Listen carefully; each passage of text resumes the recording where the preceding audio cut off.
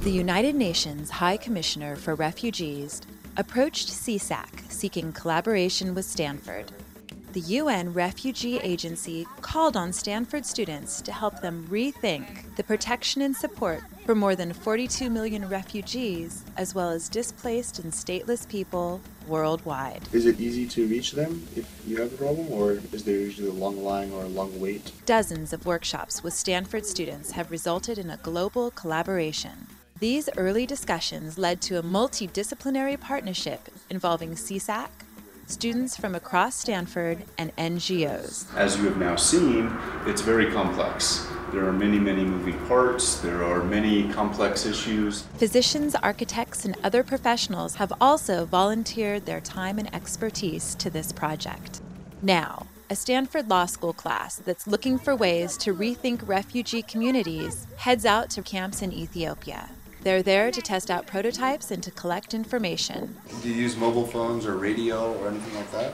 The prototypes will look at a wide range of issues, including camp communications, mobile phone software for registration, food security, economic self-sufficiency, host community relations, and shared spaces. Now you've seen some of the barriers, but I think you've already started from a place of this can work, and so we can start to look at how to overcome those barriers. But when they landed on the ground, they received a hard dose of reality. A lot of the ideas and a lot of the programs and the concepts that I've been working with on my team at Stanford have already been thought about and been thought through with UNHCR and IRC.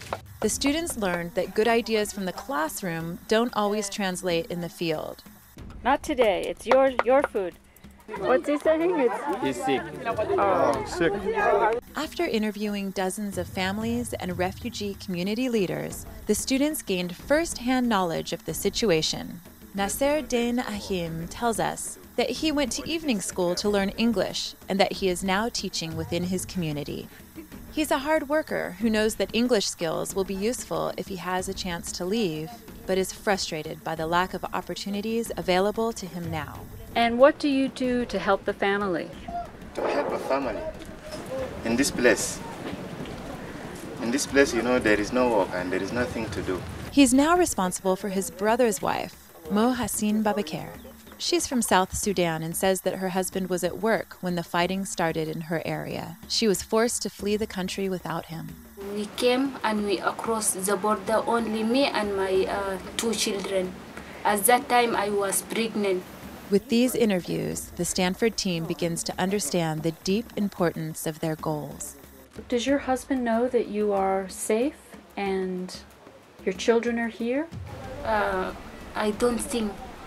The most impactful event in these last 2 days at the refugee camps was meeting each individual family and hearing their story. The thing that surprised me the most was that even when people, even in the most difficult circumstances, those people are trying to have a normal life. Lack of funding commitments and long-term planning are at the root of most of the problems in the camps. How can we get these programs done, not just in one camp, but in many camps? After seeing the conditions firsthand, the students have become even more energized and motivated to help build out viable, long-term solutions. This particular team of students was chosen by their classmates as the first to represent Stanford out in the field for a project we intend to build out for years to come.